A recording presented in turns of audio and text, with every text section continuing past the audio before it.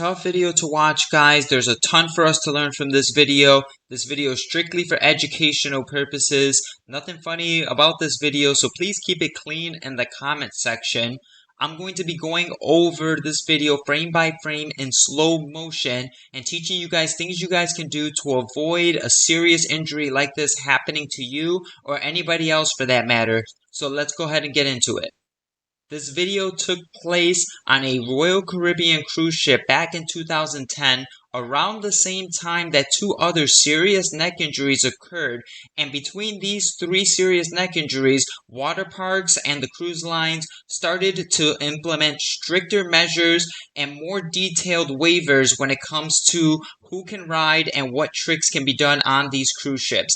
Between the three incidents that occurred, one of the incidents was reported to have involved a fatal incident where the guy was airlifted to a hospital and was reported to not have made it. I am unable to confirm if this video is of that incident.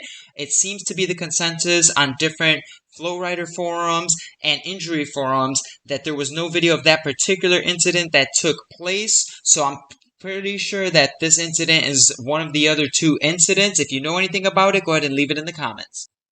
The first thing I want to say is the vast majority of people that ride the Flowrider do so safely and without incident. If any of you have been watching my channel for some time, you guys have seen plenty of people slip, fall, and bounce around. That's what these artificial waves are made for. They're made for these types of falls and tumbling. So I don't want this video to discourage anybody who's thinking about riding the Flowrider from getting on and having a great time.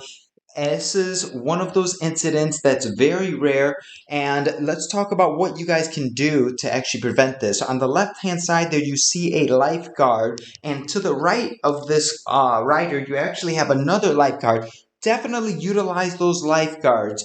They are there to help. They have often ropes that they can use to ease you on. They will even hold onto your arms while you're riding. There's no shortage of lifeguards willing to help. So if you're new, don't be afraid to ask. Don't feel like you're going to look like that inexperienced rider. It's better to be safe during these situations. So as far as once his foot comes off the board, you're going to see he's got that right foot planted on the mat with his left foot still on the board. This is the perfect time right here to go ahead and sit down. You don't have to do anything fancy. Just let that board get flung to the back of the wave. That's fine. And you just go ahead and sit. For a second here, it actually looked like he was going to sit, but he decides to pull the board from underneath him instead with one of his hands.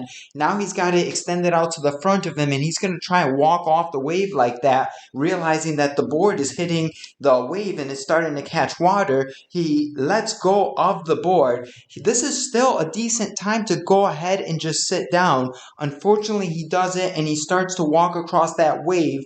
The thing about the wave is that it's a wet, slippery surface that's also moving underneath you. So don't try to walk on it. When he does start to fall, he puts his arms out. You see his arm bend in, and then he gets kind of scorpion posed over into that wave. The situation with this Flowrider is that you can't do a handstand in one spot like normal. When you try to plant those hands, they're going to get pushed backwards underneath you. So even if you're trying to do a normal handstand, it's not going to work out.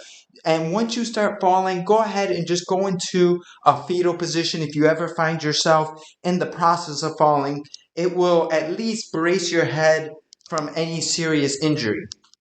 Another serious note that I could definitely make about this video is the lifeguards. You see them on each side of him watching. Now these lifeguards that are at these attractions are used to seeing people fall day in and day out. So this is a great video for those lifeguards that might be watching my channel. You never know when it's going to be your time to go and save someone's life. Or if you happen to be a bystander watching with CPR experience or first aid experience, you never know when something might happen. Definitely stay alert, especially if you're working as part of the safety crew for these rides, because this guy's clearly unconscious as you see him go up the wave at that point. This is going to be when their experience is going to come into play.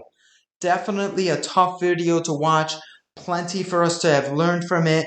Now there are going to be some people who are going to watch this video and they're going to say, I'm going to sue the companies that make this artificial wave if I ever get injured, and I'm gonna make money off of them, and it's their fault. Sue the water park or the cruise ship or whoever.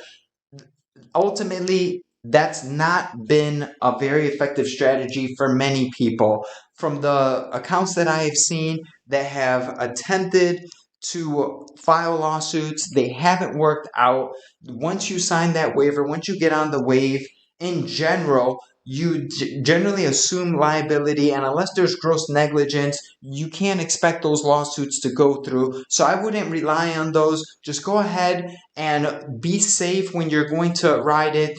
Listen to the advice of the lifeguards and the staff that are going to advise you. Ask questions, and you make it off the Flowrider just fine. I hope this video was helpful. Thank you for watching.